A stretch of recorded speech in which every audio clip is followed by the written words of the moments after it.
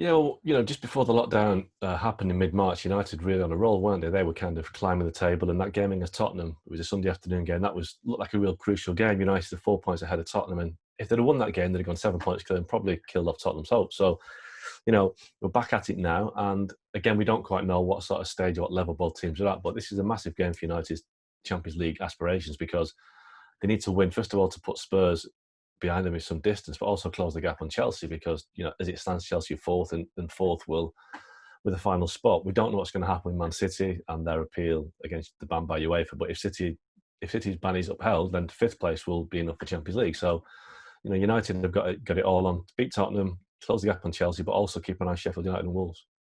And then just in terms of Man United's Champions League hopes, just on a whole, I mean, I spoke to Jesse Lingard, like 3 weeks ago, probably, and he says he doesn't doubt that run of form that we saw United in before the coronavirus break, he doesn't doubt that they can pick up where they left off. How do you see it, though? Because like you said, it is hard to judge. Yeah, I mean, look, they've got to Tottenham on Friday. Paul Pogba's fit enough to be involved, but then so's Harry Kane for Tottenham, and that he wasn't fit in March. So it swings and roundabouts. Really, we don't know the stage of play that all teams are going to be at.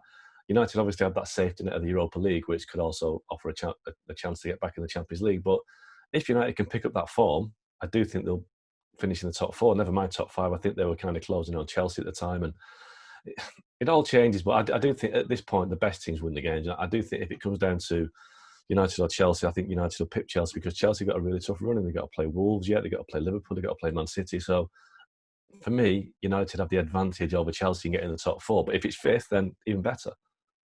And then I hate to make this conversation about Paul Pogba because we know that sort of conversations do tend to go, but how crucial is Paul Pogba to this Champions League spot campaign?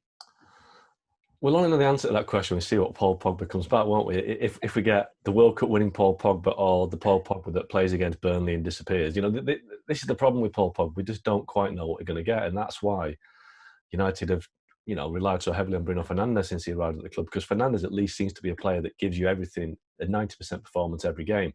With Paul Pogba, it can be 10 out of 10 with bells and whistles on, or it can be 2 out of 10 with, not tracking back, not marking his man at the corner, heading hand stuff. Might have woken Paul Pogba up, though, seeing this rise of Bruno Fernandes?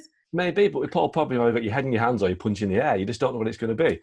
And I think, that's what we're all waiting for. If we're getting the best Paul Pogba, the Juventus Paul Pogba, the £8 to £9 million man, United will sail into the Champions League. If we get another Paul Pogba, the guy that kind of jogs around and watches players run past him and score goals, then I think Man United might be in trouble. But, let's hope for United and the Premier League that we get the best Paul Pogba, because we all want to see the best players perform. And on his day, he's a world-class player. When it's not his day, he doesn't deserve to be in the team. Well, thank you very much for watching ESPN on YouTube. For more sports highlights and analysis, be sure to download the ESPN app. And for live streaming, premium content, and let's not forget as well, ESPN FC 7 days a week. Subscribe to ESPN+.